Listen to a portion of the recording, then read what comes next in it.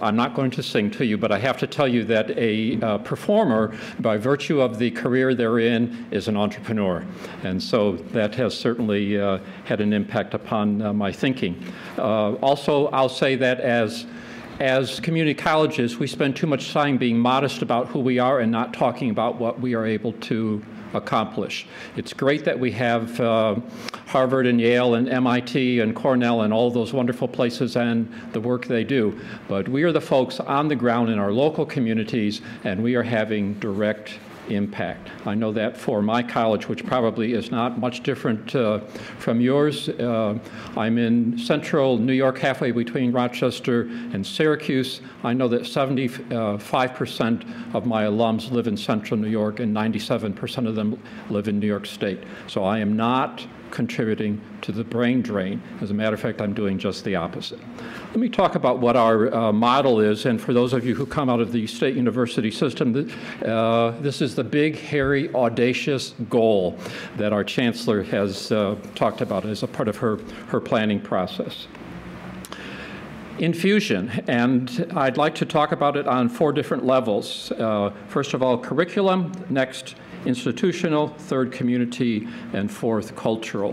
And actually what I'm driving at is the ability to change attitudes and thinking, to create a culture that supports entrepreneurship.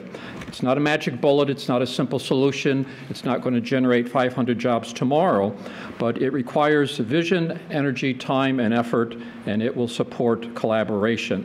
It will encourage exchanges between our academic world with business and with the community. So we have this process about planting seeds, and I'll move with that.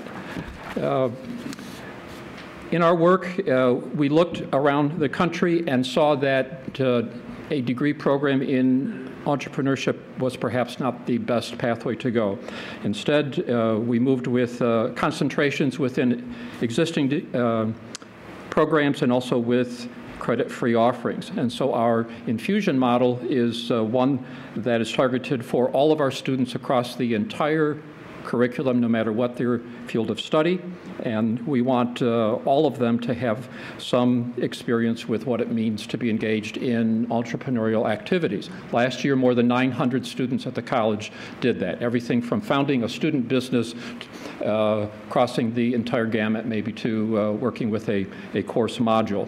Also, the opportunity to work with our local BOCES, that's the Board of Cooperative Extension Services, the career technical high schools in our county, which for many years was the dumping ground where you send students that you don't know what to do with. And our approach there has been to work with a couple of English language arts teachers who have helped their students deal with questions of entrepreneurship and a business plan competition. Also through Workforce, we have a brand new entrepreneurial road trip and boot camp that we are working with. So there are various ways by which we can help to plant the seed and deal with those kinds of curricular issues, and embedding them into what already exists is what makes sense for us. The next piece is, how do we nurture the growth? We've encouraged college faculty to include principles of entrepreneurship in their courses. We've tried to unleash their thinking and creativity so that instead of just standing and lecturing, we're talking about learning environments where there's teamwork, group projects, preparations. We also have some new positions. When I came to the college, we had a continuing education program that, quite frankly, if it drew 200 or 300 students every year, we thought we were doing well. 2 years later, we are at this point approaching 3,800 students who are taking credit-free courses, and among them, entrepreneurship courses. So It's a pleasure to see that kind of opportunity move forward. We also have a new coordinator of experiential learning, a full-time faculty position that is targeted to help students and faculty members understand what it means to gain from experience, from hands-on application.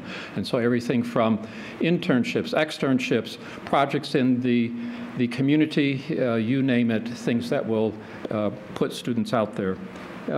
We have also moved with using current personnel and enabling them to do things outside of their regular scope of responsibility. So we have a college registrar and a webmaster who are working on a fitness challenge. We have a couple of faculty members who are working on a wine studies program, entirely outside of their disciplinary fields, but they are interested and they have background and training in it. We know the process takes time, and we are working on that. The third piece, actually, this is ahead, because it's time to move. The third piece is, how do we deal with community? And that's an important part. One is that we want to partner with the community and with business partners and peers. We know that as a part of our own planning processes at the college, that entrepreneurship is important to us. And it lines up with what the State University of New York has laid out as the first big idea, or the first pillar in its planning process, and that is SUNY and the entrepreneurial century. So we're doing that.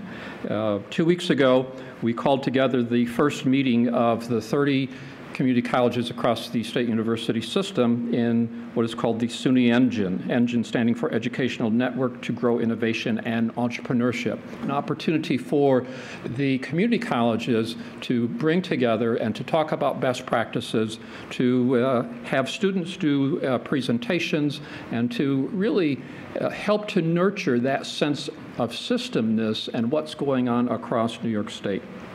We also have been able to identify and receive about $2 million in grants that will help to support projects. The Stardust Entrepreneurial Institute in downtown Auburn is the beneficiary of $1 million in foundation funding that will enable the college to enter into engagement with our community directly.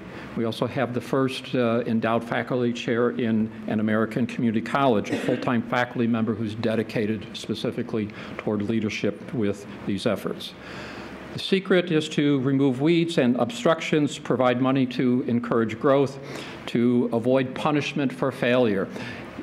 I want employees of the college to try some things, and I don't want to punish them if for some reason it doesn't work out.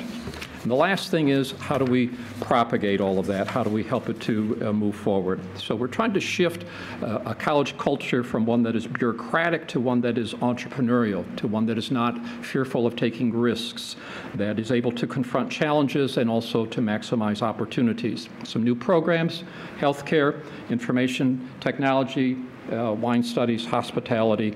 There's a whole lot of things going on. Alliances with our community, the Finger Lakes Musical Theater Festival, good example of that. It will bring an audience of 150,000 starting in 2012 and will generate $30 million of economic impact and about 400 jobs. College is intimately associated with that. So there's much that is going on. We are leveraging existing resources and trying to embed it into everything we do. And that's the end.